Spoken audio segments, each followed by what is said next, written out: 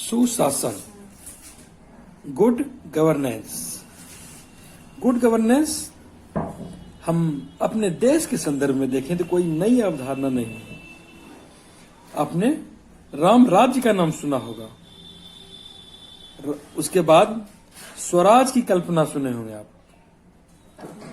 जहां की एक सुंदर शासन, सत्ता का सुंदर स्वरूप, विधि का शासन हो, कहीं किसी तरह के दबाव या हस्तक्षेप वाली कोई बात नहीं हो। निसंदेह हम कह सकते हैं कि सुशासन में एक प्रभावी शासन, कार्यकुशलता से गुणवत्तापूर्ण शासन हो। लेकिन वर्तमान में सुशासन की अवधारणा कहीं न कहीं गवर्नेंस से, ई गवर्नेंस से जुड़ती है, ई शासन से जुड़ी दिखती है। आज अगर स्मार्ट गवर्नमेंट की उपस्थिति नहीं रहे तो सुशासन की अवधारणा मूर्त नहीं ले सकती।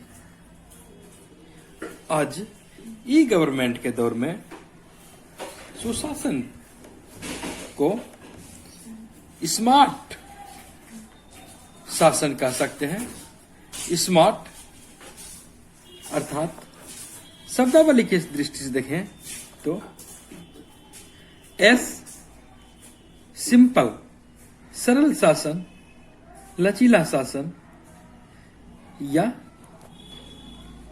छोटा, नौकरशाही का आकार कम हो, मंत्री का आकार कम हो। एम मॉरल, नैतिकता। आज की तारीख में आम लोग शासन से, प्रशासन से नैतिकता की अपेक्षा पूर्व की बनस्पत कहीं अधिक रख रहे हैं, और यह प्रश्न आम जनता को उद्वेलित करती रहती है कि यदि हर स्तर पर नैतिकता हो तो फिर लोगों की समस्याएं भी कम होगी। मॉरल बहुत ही जरूरी है। एस हो गया, एम हो गया, ए से होता है अकाउंटेबिलिटी अर्थात जवाबदेही। जवाबदेहिता प्रशासन में बहुत ही आवश्यक है, तभी आम पब्लिक का काम अच्छा से होगा और सुशासन वास्तविक अर्थों में मूर्त रूप लेता प्रतीत होता है। टी ट्रांसपेरेंट अर्थात पारदर्शिता। सरकार की नीतियों में हर स्तर पर यदि पारदर्शिता दिखे तो जाहिर है यह एक सुशासन का उदाहरण होगा।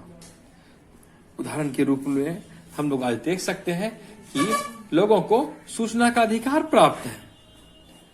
शासन में पारदर्शिता लाने का सरकार का यह एक प्रयास है कि आम लोग भी देख सके कि यहाँ कोई दबी छिपी बातें नहीं होती है, और पारदर्शिता आने से भ्रष्टाचार की भी संभावनाएं कम होती है।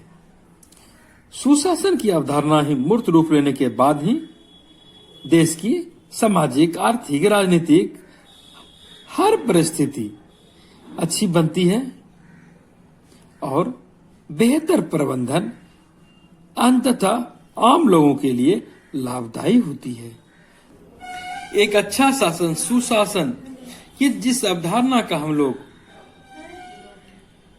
कल्पना करते हैं, इसकी शुरुआत, इसका जिक्र सबसे पहले विश्व बैंक ने 1992 में की थी।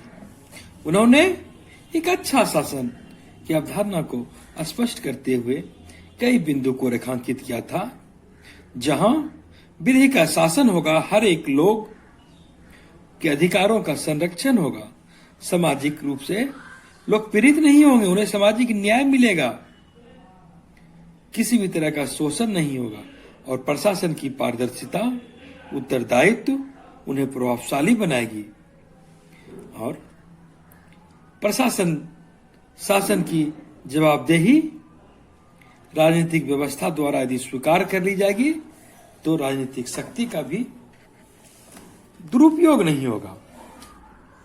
शासन की प्रक्रियाओं में धार्मिक, सामाजिक, सांस्कृतिक, आर्थिक आदि हस्तक्षेप आदि की दृष्टि से हस्तक्षेप नहीं होना चाहिए। हर एक लोगों को वास्तविक अर्थों में स्वतंत्रता का एहसास हो। इंसान होने के नाते, मानव होने के नाते सर्वप्रथम उसके मानवाधिकार की रक्षा हो। जन्म के साथ ही उसे कुछ मानवाधिकार मिल जाते हैं। उसके बाद जब समाज में आता है तो उसके साथ सामाजिक रूप से न्याय हो, उनका शोषण नहीं हो और देश में स्वतंत्र न्यायपालिका हो, जहां किसी भी प्रकार की शक्ति का दुरुपयोग होने के बाद न्यायपालिका संवैधानिक व्यवस्था को, संवैधानिक तंत्र को सुव्यवस्थित कर सके। सेवाओं की गुणवत्ता से किसी भी दृष्टि से खिलवाड़ न किया जाए। वास्तविक अर्थों में लोगों को सेवा मिले। सरकारी अधिकारी अपने पद का दुरुपयोग नहीं करे। स्पष्ट रूप से नौकरशाही की जवाबदेही हो और उस पर नियंत्रण की एक सुव्यवस्था हो। सार्वजनिक नीति एवं निर्माण में, उसके प्रबंधन में, उसके निष्पादन में हर प्रकार की स्वतंत्रता हो। ऐसा लगे कि लोग सभ्य समाज में आदर्श तरीके से जीवन यापन कर रहे हैं। सभ्य समाज के लोगों को लगे कि सरकार उनकी भी सुनती है। सरकार किसी भी तरह स्तर पर तानाशाही का परिचय नहीं दे।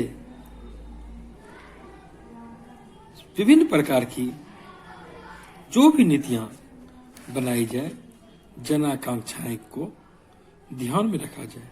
यह सुशासन का रीढ़ होता है।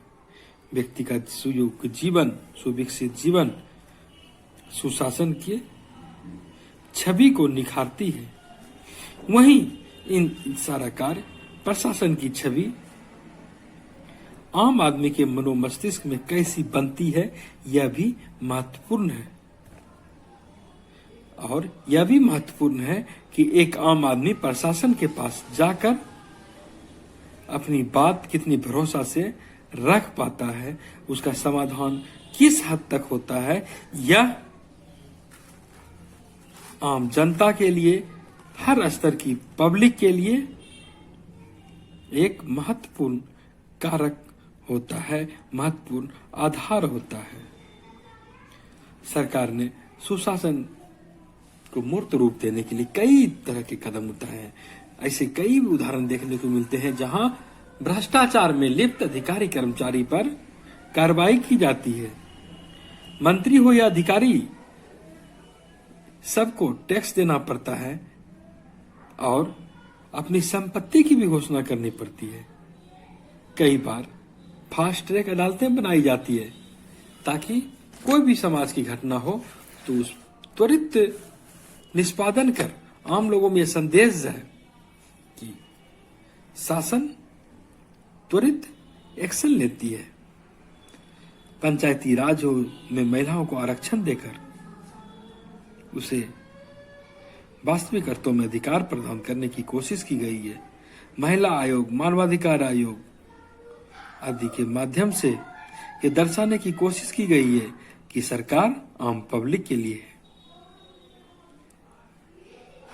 हालांकि इन सब के बावजूद यह कहा जा सकता है कि भारतीय प्रशासनिक तंत्र पूर्णतः